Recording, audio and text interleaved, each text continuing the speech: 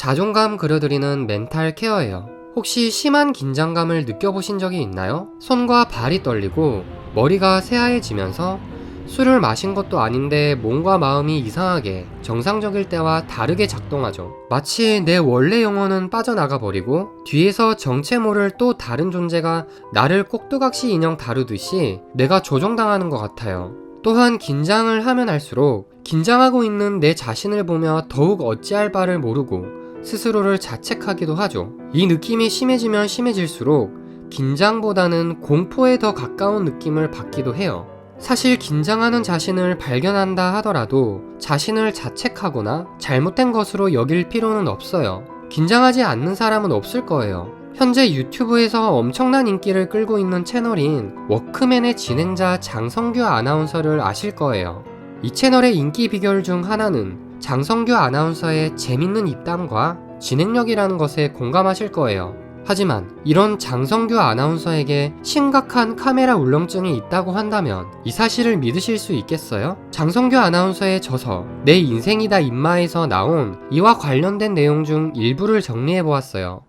저에게는 심각한 카메라 울렁증이 있습니다. 방송이며 SNS에서 별별 너스레를 다 떠는 개나운서 장성규가 에이 엄살이겠지 라고 생각하시는 분도 있겠지만 솔직히 말하면 방송을 시작한 지 8년이 지난 지금까지도 그래요. 무대에서 떨어본 적 없는 타고난 방송인들이 있을지도 모르겠지만 저는 그런 사람들과 거리가 멀었죠. 방송을 시작하고 녹화 방송을 할 때는 그나마 나아요. 하지만 관중이 있는 방송은 긴장감이 정말 최고조에 이르러요. 만약 제 말에 반응이 썰렁해지면 저 스스로 큰 죄를 짓는 것만 같아서 자꾸 실수가 나왔어요. 실수 때문에 후회하고 자책하면서 그 다음 다른 사람 말을 못 듣고 그 뒤까지 계속 연속으로 실수가 나오게 되죠. 특히 믹스9이라는 생방송을 진행했을 땐 너무 심하게 긴장하다 보니 손에 전기가 통한 것 마냥 마이크를 쥔 손이 한동안 펴지지 않은 적도 있었어요.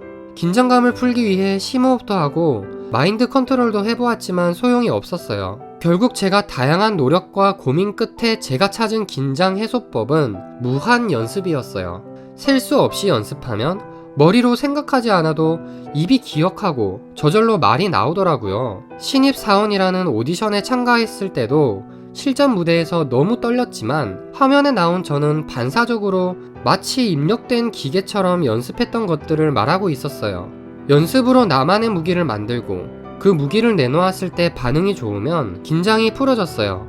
저는 설렁설렁 일하면서 잘할 만큼 능숙하지도 간이 크지도 못해요. 하지만 노력해서 뭔가를 해낼 때 그 나름의 쾌감이 있어요. 아마 노력이 필요 없는 천재들은 이런 노력의 맛을 모르겠죠? 처음엔 방송인인 내가 이렇게 심각한 카메라 울렁증을 가졌다는 걸 받아들이기 힘들었고 무섭기까지 했어요.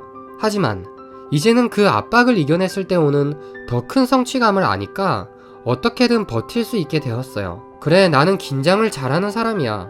나는 원래 그런 사람이구나 라는 것을 받아들였고 이는 저에게 있어서 대단히 큰 변화였어요. 장성규 아나운서가 자신의 긴장감을 극복해 나가는 이야기를 통해 우리는 중요한 것을 배울 수 있어요.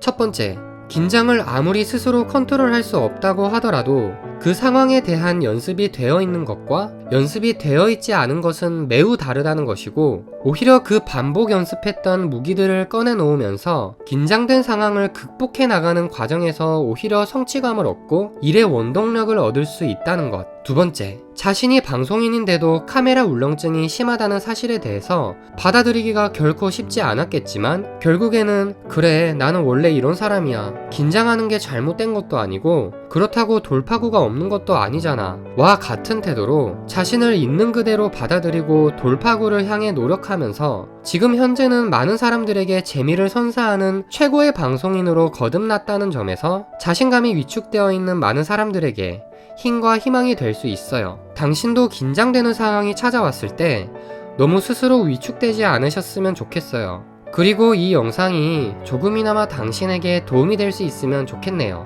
그럼 저는 또 나중에 찾아올게요.